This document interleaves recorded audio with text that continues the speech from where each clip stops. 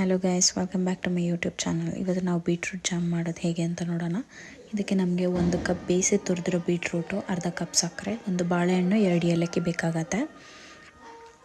ಮೊದಲಿಗೆ ಬೀಟ್ರೂಟ್ನ course grind ಮಾಡ್ಕೊಳ್ಳಿ. ಆಮೇಲೆ ಒಂದು ಪಾತ್ರೆಯಲ್ಲಿ ಅರ್ಧ ಕಪ್ ಸಕ್ಕರೆ, ನಾವು ಕೋರ್ಸ್ ಗ್ರೈಂಡ್ ಮಾಡ್ಕೊಂಡಿರೋ ಬೀಟ್ರೂಟು ಎರಡನ್ನೂ ಹಾಕಿ ಮಿಕ್ಸ್ ಮಾಡಿ, ನಂತರ ಸ್ಟವ್ ಆನ್ ಮಾಡಿಕೊಂಡು ಇದನ್ನು ಮಿಕ್ಸ್ ಮಾಡಿ. ಕಂಟಿನ್ಯೂಸ್ ಆಗಿ ಮಿಕ್ಸ್ ಮಾಡ್ತಾಯಿರಿ. ಇದು ಮಿಕ್ಸ್ ಮಾಡ್ತಾ ಇದ್ದಂಗೆ ಇದ್ರ ಕಲರ್ ಚೇಂಜ್ ಆಗುತ್ತೆ. ಇದೊಂಥರ ಡಾರ್ಕ್ ಕಲರ್ ಆಗ್ತಿದ್ದಂಗೆ ನಿಮಗೆ ಗೊತ್ತಾಗುತ್ತೆ ಅದು ಬೀಟ್ರೂಟ್ ಕರೆಕ್ಟಾಗಿ ಆಗ್ತಾಯಿದೆ ಅಂತ. ನಾವು ಎಷ್ಟೊತ್ತವರೆಗೂ ಮಾಡ್ಕೋಬೇಕಂದ್ರೆ ಇದು ನೀರಿನ ಅಂಶ ಫುಲ್ ಕಡಿಮೆ ಆಗೋವರೆಗೂ ಮಾಡ್ಕೋಬೇಕಾಗತ್ತೆ. ಒನ್ಸ್ ಇದು ನೀರಿನ ಅಂಶ ಕಡಿಮೆ ಆದಮೇಲೆ ಇದಕ್ಕೆ ಕಟ್ ಮಾಡ್ಕೊಂಡಿರೋ ಬಾಳೆಹಣ್ಣು ಆ್ಯಡ್ ಮಾಡಿ ಒಂದು ಸತಿ ಮಿಕ್ಸ್ ಮಾಡಿ, ನಂತರ ಸ್ಟವ್ ಆಫ್ ಮಾಡಿ ಒಂದು ಬೌಲ್ಗೆ ಹಾಕ್ಕೊಂಡು ಗಾರ್ನಿಷ್ ಮಾಡಿಕೊಂಡ್ರೆ ನಿಮ್ಮ ಬೀಟ್ರೂಟ್ ಜಾಮ್ ರೆಡಿ ಆಗಿರುತ್ತೆ.